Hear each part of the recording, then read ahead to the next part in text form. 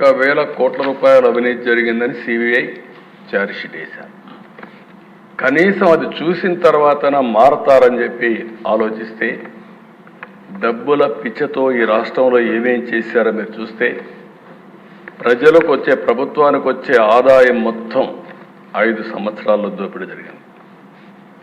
ఇసుక, మద్యం, మైనింగ్, భూములు, సెటిల్మెంట్లు, లక్షల కోట్ల రూపాయలు దోపిడీ జరిగే పరిస్థితి వచ్చింది.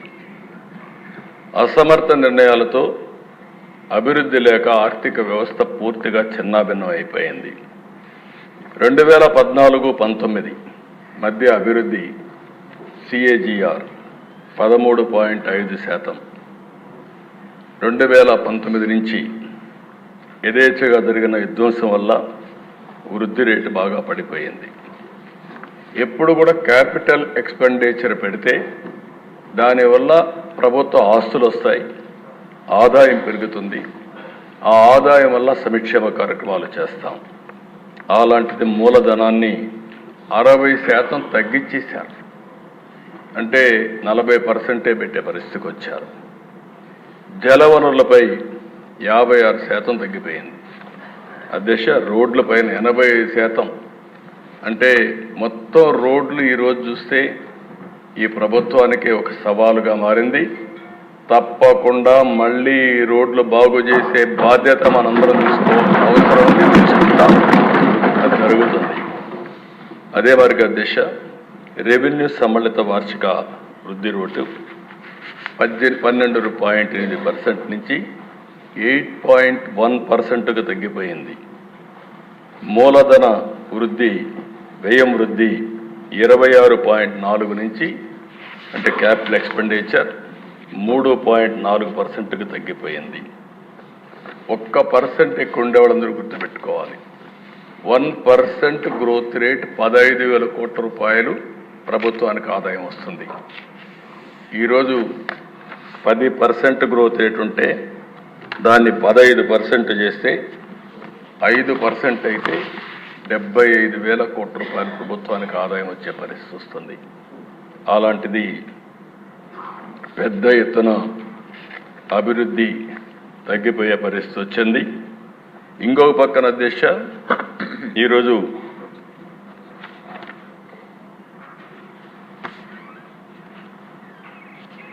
ఇంకొక పక్క చూసినప్పుడు మొత్తం ఈ విషయాలన్నీ చెప్పడం కోసమే వైట్ పేపర్స్ అన్ని పబ్లిసైజ్ చేస్తున్నాం. ఇప్పటికి 4 వైట్ పేపర్స్ పెట్టాం. చాలా వరకు వాస్తవాలన్నీ ఇచ్చాం. ఇంకొక 3 వైట్ పేపర్స్ రేపటి నుంచి కూడా హౌస్లో పెట్టేదానికి మీ పర్మిషన్ అడిగాం. అధ్యక్ష, ఒక్క ల్యాండ్స్లో 1,75,000 ఎకరాల భూముల్ని ఇష్టానుసారంగా దోచుకునే పరిస్థితికి వచ్చారు. ఇన్నోవేటివ్గా చేశారు. కడాన అధ్యక్ష అసైన్మెంట్ భూములు లాగేసుకున్నారు. కడాన ల్యాండ్ ఎక్విజిషన్ పేరుతో పేదవాళ్ళకి ఇచ్చే ఇంటి జాగాలో కూడా పెద్ద ఎత్తున దోపిడీ జరిగే పరిస్థితి వచ్చింది. ఒక్క భూముల కుంభకోణమే 40,000 కోట్ల రూపాయలు. విశాఖపట్నం బలవంతంగా రామానాయుడు స్టూడియో భూములు కానీ, దస్బల్లా కానీ మొత్తం ఇష్టానుసారంగా చేసుకొని కడాన ఎప్పుడు అడుగుతూ ఉంటారు కుండేవాళ్ళు కొంతమంది. ఏదైతే ఋషికొండ ప్యాలెస్ ఏం చేయాలని ఒక వ్యక్తికి ఉండే అహంభావం 500 కోట్ల రూపాయలు ఖర్చు పెట్టి కొండంతా కొట్టేసి, ఒకప్పుడు ఋషికొండ అంటే మనకు ఒక హిస్టారికల్ ఇంపార్టెన్స్ ఉండే ప్లేస్ని, అలాంటి దాన్ని కొట్టేసి అక్కడ ప్యాలెస్ కట్టుకున్నాడు. ఆ ప్యాలెస్ కట్టుకోవడం ఇప్పుడు వాళ్ళ నాయకులు చెప్తున్నారు. ఎందుకు కట్టారంటే ప్రధానమంత్రి, ప్రెసిడెంట్ ఆఫ్ ఇండియా వస్తారంట, వాళ్ళ కోసం నేను ప్యాలెస్ కట్టాడంట. అంటే ఇంకా మనం అందరం నమ్మాలి అధ్యక్ష. అంటే ఈ రాష్ట్రంలో ఎక్కడికి పోతుందో నాకైతే అర్థం కావడం లేదు. శాశ్వతంగా కొంతమంది నాకు వచ్చి చెప్పారు, ఓసారి ఒక్కొక్క వ్యక్తి ఏ విధంగా తలస్తారు, భగవంతుడు ఏ విధంగా నిర్ణయిస్తాడనేది ఇది ఒక ఉదాహరణ దిశ.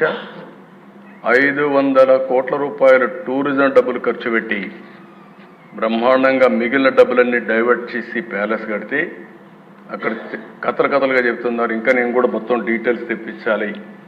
ముందు ప్రాధాన్యత క్రమంలో మిగిలిన పనులన్నీ చేస్తున్నాం. ఆ డబ్బులు ఆ ఉండే అందరూ ఒకసారి ఎమ్మెల్యేలు అందరిని తీసుకెళ్ళాలి. ఒకసారి హౌస్ కమిటీ అంతా ఈ అసెంబ్లీ అయినాక అందరం వెళదాం. మీతో కూడా కలిసి నేను కూడా చూస్తాను ఎందుకు కట్టారు ఆ ప్యాలెస్ ఏం చేయాలన్నా కూడా నాకు అర్థం కావడం లేదు. ఇప్పుడు ఎవరికి ఇవ్వాలి, ఏం చేయాలి, ఎట్లా ఉపయోగించాలని కొంతమంది సజెస్ట్ చేశారు అధ్యక్ష. ఆ ప్యాలెస్లో టూరిజానికి ఇమ్మని.